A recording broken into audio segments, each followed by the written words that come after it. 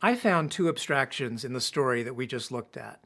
The first abstraction we've already seen, namely mixing with a spoon. We take two items, x and y, and at a given speed, we mix them with a spoon. In this story was the additional idea of stirring in 5 grams of yeast. Now, we haven't seen the idea of stirring yet, but if we think about mixing with a spoon, stirring just seems like a much slower form of mixing with a spoon. So the abstraction we already identified, namely mix with a spoon at a given speed, could be applied to that aspect of this particular recipe.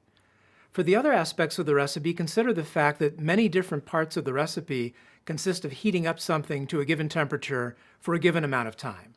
For example, heat 200 cc's of water to 100 degrees. Melt the butter.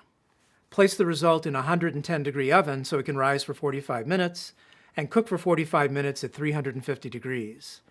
All of these activities make me think that the idea of applying heat to a thing for a certain amount of time at a certain temperature would be an abstraction that I could apply several times to this particular recipe. So the two abstractions that I came up with are mix with spoon, x, y speed that we had before, and apply heat, thing, time, and degrees.